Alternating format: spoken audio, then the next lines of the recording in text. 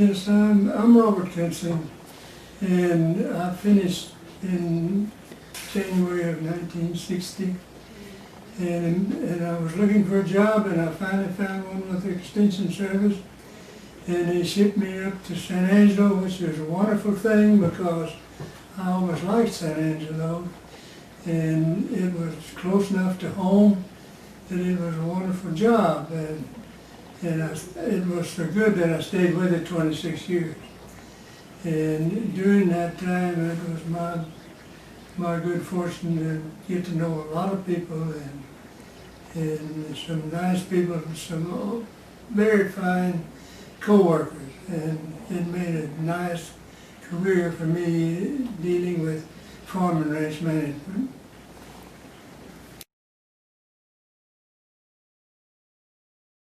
Of course, I was a freshman my first time in 1942. And so I always wanted to be a county agent. And so then I thought, well, you have to take animal husbandry, not animal science, but animal husbandry in those days.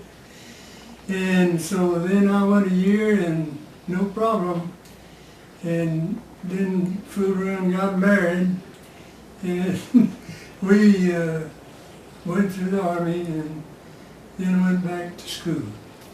And in the meantime, we had done some ranching, and we knew how to produce things, but I thought that eco would be very helpful in how to market it and just to know more about finances than normally you would know.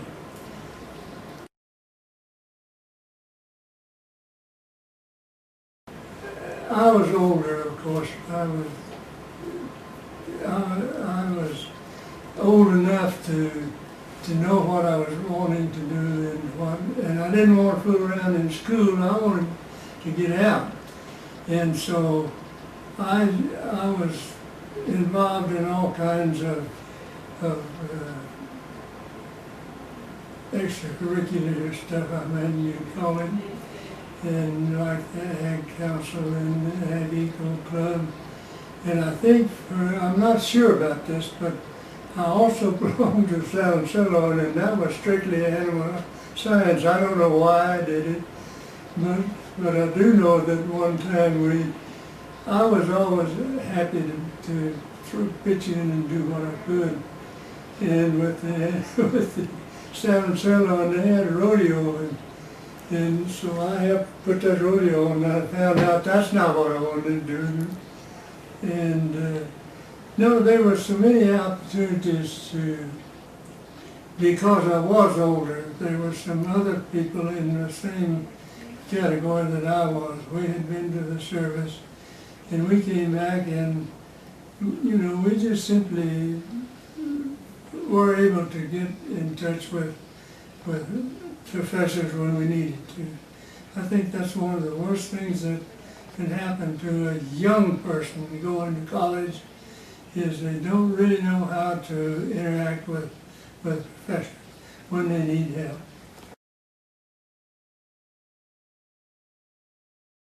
When I went to San Angelo, it was sort of the thing to do was to be participating in the stock show and the rodeo.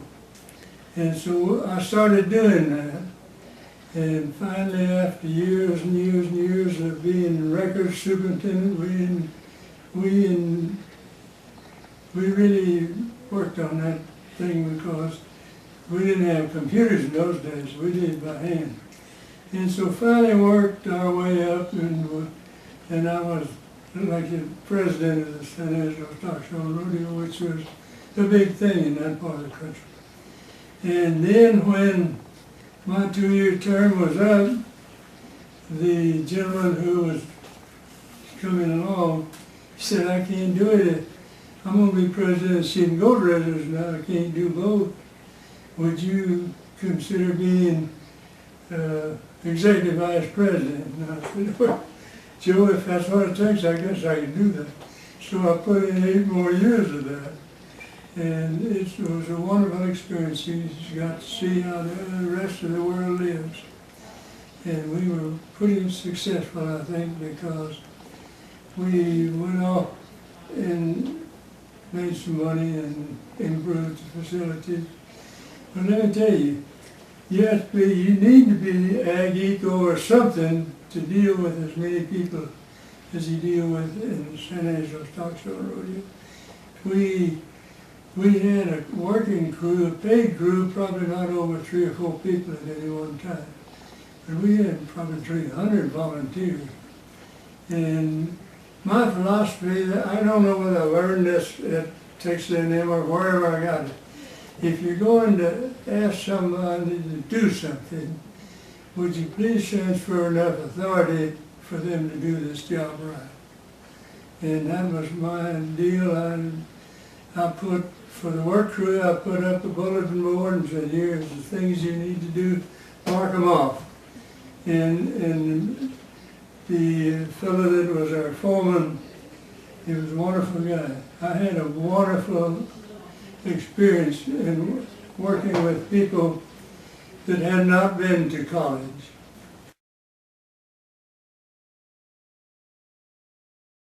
When I think back about the Ag Eco department and the Ag Eco anything, Dr. Timm was one of those people that I don't like to use the term salesman, but that's really what he was. He sold the agricultural economics department to a whole bunch of us. And there were so many opportunities to enjoy his philosophy and his sense of humor and to be present with it was undoubtedly kind of a difficult thing for him, because we had one fellow that was really different. And one day we were taking an exam. I'll just show you how Dr. Timm is.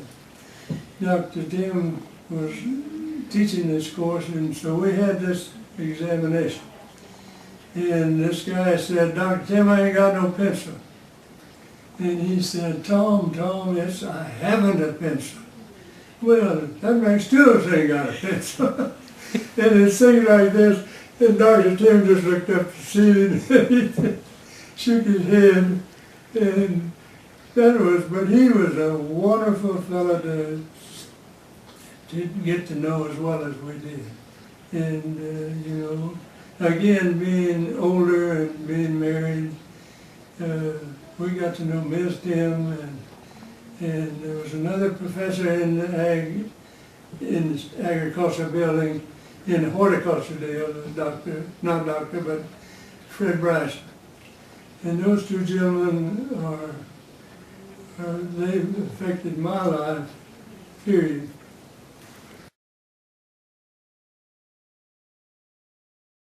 Of course, I've never been one of those young students who didn't know what they wanted, so I really don't know.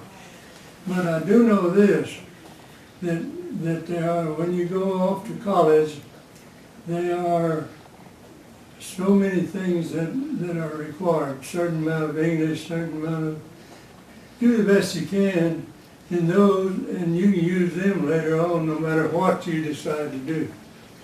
So you need to do the very best you can when you're going off.